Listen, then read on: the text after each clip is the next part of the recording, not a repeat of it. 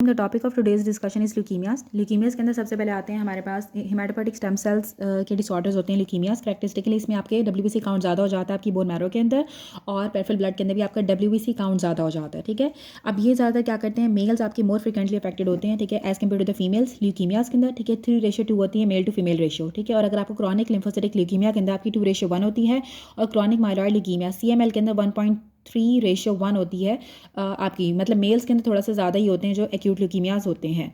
अब जो acute leukaemias होते हैं ना वो आपके बच्चों के अंदर कॉमन होते हैं, जैसे कि 1 से 5 साल के बच्चों के अंदर कॉमन होते हैं। और जो एक्यूट माइलॉइड ल्यूकीमियाज होते हैं वो आपके यंग अडल्ट के अंदर होते हैं, और ये बहुत कम होता है कि एक्यूट माइलॉइड ल्यूकीमियाज आपके जो है वो यंग एडल्ट लाइफ के अंदर होते हैं, और इनके जो 50 साल से ज़्यादा उम्र के लोगों के अंदर भी कॉमन होते हैं जो आपके एक्यूट माइलॉइड ल्यूकीमियाज होते हैं। लेकिन जो क्रॉनिक ल्यूकीमियाज होते हैं ना वो मिडिल एज या फिर एल्डरली के अंदर ही होते हैं। अब 4 मेन ग्रुप्स होते हैं आपके ल्यूकीमियाज के। एक होता है हमारे पास ALL जिसे हम कहते हैं एक्यूट लिम्फोब्लास्टिक ल्यूकीमिया, ये होता है AML जिसे हम कहते हैं एक्यूट माइलॉइड ल्यूकीमिया। दूसरा होता है आपका CLL जिसमें chronic lymphocytic leukaemia and chronic myeloid leukaemia.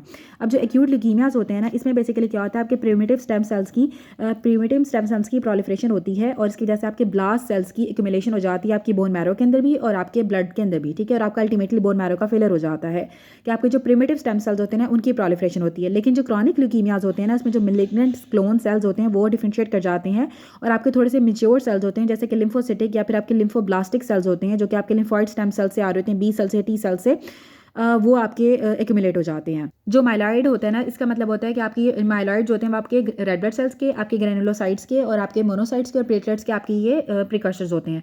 जो ल्यूकीमिया की डायग्नोसिस होती है ना इसको हम तब करते हैं जब आपको एबनॉर्मल ब्लड काउंट मिल रहा होता है, जिसमें आपका WBC काउंट आपका ज़्यादा हो जाता है, और जब हम बोन मैरो की एग्जामिनेशन कराते हैं तो हमें एबनॉर्मल सेल्स मिलते हैं, और सेल सरफेस मार्कर्स की भी हम एनालिसिस कराते हैं, इम्यूनोफिनोटाइपिंग भी कराते हैं। ठीक है, 3 चीज़ें हम करते हैं डायग्नोसिस के लिए। हम सबसे पहले हमें ब्लड काउंट हमें एबनॉर्मल मिलेगा, WBC ज़्यादा मिलेंगे, बोन मैरो की एग्जामिनेशन के ऊपर हमें एबनॉर्मल सेल्स मिलेंगे, और इम्यूनोहिस्टोकेमिकल टाइपिंग हम करते हैं।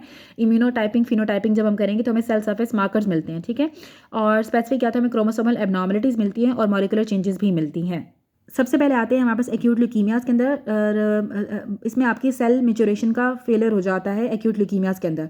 जो प्रोलिफरेशन ऑफ सेल्स होती है ना that do not mature leads to accumulation of primitive cells that take up more and more marrow space and at the expense of the normal haematopoietic stem cells. जो आपके जो sales होते हैं जो proliferate कर रहे होते हैं वो मेच्योर नहीं होते हैं, बल्कि आपके प्रिमिटिव सेल्स की एक्यूमुलेशन होना स्टार्ट हो जाती है आपके मैरो के अंदर आपके नॉर्मल हेमाटोपोइटिक स्टेम सेल्स की जगह। ठीक है, हो गया। अल्टीमेटली क्या होगा कि जो प्रोलिफरेशन होती है ना वो आपके ब्लड के अंदर चली जाती है आपकी बोन मैरो से, और एक्यूट माइलॉइड ल्यूकीमिया आपका 4 टाइम्स मोर कॉमन होता है as compared to ALL in adults. ठीक है, मतलब AML आपका अडल्ट्स के अंदर ज़्यादा कॉमन होता है, और बच्चों के अंदर जो है ना वो ALL ज़्यादा कॉमन होता है। और जो क्लिनिकल फीचर्स आते हैं ना, जाहिर सी बात है आपको मैरो का फेलियर हो जाएगा तो आपको एनीमिया भी डेवलप हो जाता है, आपको इन्फेक्शंस के चांसेस ज़्यादा हो जाते हैं क्योंकि आपको जब WBC काउंट आपका कम हो रहा होता है, और आपको ब्लीडिंग ज़्यादा हो जाती है प्लेटलेट्स कम होने की वजह से। इन्वेस्टिगेशन में क्या क्या चीज़ें आती हैं, हम सबसे पहले ब्लड एग्जामिनेशन कराते हैं तो हमें एनीमिया मिलता है, और आपका जो MCV होगा ना वो आपका रेस्ड भी हो सकता है, इवन आपका नॉर्मल भी हो सकता है।